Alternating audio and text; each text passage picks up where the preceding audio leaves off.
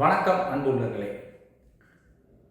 மாந்திரிகத்தினுடைய சித்து வேலைகள் அப்படின்னு சொல்கிறாங்களே, மை வச்சு பண்ணுறது, குட்டிச்சாத்தம் வச்சு பண்ணுறது, அது எப்படி ஒரு பொருள் இருக்குல்ல, அந்த பொருளை எப்படி கைப்படாமல் நகட்டுறது, இந்த தேங்காயை சுற்றுறது, சில விஷயங்கள் இருக்குது. அந்த சித்து வேலைகள், அதாவது பார்த்தாலே தன்னாகல கற்பூரம் போது பற்றி எரியுறது, யாக குண்டங்கள் பற்றி எரிகிறது, நம்ம கையை நீட்டினா நம்ம கைக்கு பூ வர்றது, இதே மாதிரி சில மாந்திரிக வித்தை பயிற்சின்னு இருக்குது. அதாவது சித்து வேலைகள்னு சொல்லுவோம்.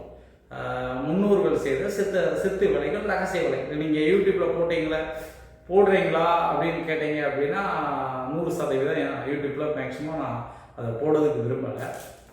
இந்த வித்தை படிக்கணும்னு நீங்கள் நினச்சிட்டீங்க அப்படின்னா அந்த வித்தை அத்தனையுமே உங்கள்கிட்ட நான் முதல்ல செஞ்சு காமிக்கணும். அதை நீங்கள் முதல்ல புரிஞ்சுக்கிடுங்க.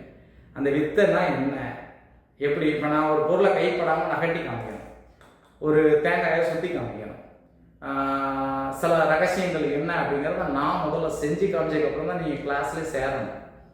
இல்லைன்னா சேரக்கூடாது. எந்த ஒரு மாந்திரிகரும் நீங்கள் எங்கே ஒரு பயிற்சி போனாலும் ஒரு பொருளை கொடுத்து இந்த பொருளை நீங்கள் இப்படி பண்ணுங்க, அப்படி பண்ணுங்க, இதை கைப்படாமல் நகட்டி காமிங்க, இந்த பொருளை வச்சுக்கிட்டா நீங்கள் கைப்படாமல் நகட்டலாம், இந்த மையை வச்சுக்கிட்டா இதை நீங்கள் இப்படி பண்ணலாம், அப்படி பண்ணலாம், சித்து வேலைகள் பண்ணலாம் அப்படின்னு சொல்கிறாங்க. அப்படின்னா இப்போ நான் சொல்கிறேன் உங்கள்கிட்ட, ஆனால் நான் அதை பண்ணி காமிக்கணும். முதல்ல பண்ணி காமிச்சதுக்கப்புறம் தான் நீங்கள் கிளாஸ்லேயே ஜாயின் பண்ணணும். அதை முதல்ல தெரிஞ்சுக்கிடுங்க. சாமி நீங்கள் வீடியோவில் போட்டிருக்கீங்க, முதல்ல கைப்படாமல் நகட்டி காமிங்க அப்படிம்பாங்க. அதனுடைய சூட்சமங்கள் என்ன அப்படிங்கிறத தான் நான் உங்களுக்கு கற்று தருவேன். இது ஒன் டே கிளாஸில் கூட கற்றுட்டு போயிடலாம். அது ஒன்றும் பெரிய விஷயம் கிடையாது. ரெண்டாவது என்ன விஷயம் அப்படின்னா, இதனால மக்களுக்கு என்ன பலன்னா ஒன்றுமே கிடையாது.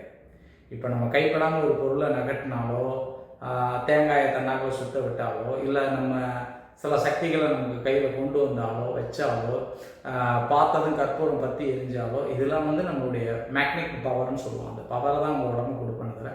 அதை வச்சு மக்களுக்கு எந்த ஒரு பிரயோஜனமும் இல்லை. அதாவது அது ஒரு வித்தை காமிச்சிக்கக்கூடிய ஒரு பொருள். அதை தானே தவிர அதை வச்சு மக்களுக்கு பயன்பட முடியுமானா பயன்பட முடியாது. அதான் இப்போ மந்திரிக்கிறதுக்கு ஒரு மந்திரத்தை சொல்லி அந்த மந்திரத்தை தண்ணியை 3 திருப்ப அடித்தா அவங்களுக்கு அந்த விஷயங்கள் கரெக்டாக வரும். அந்த ஒரு காய்ச்சலோ தலைவலி அது போகும். முன்னோர்கள் செய்த பாரம்பரியம் அது வேற.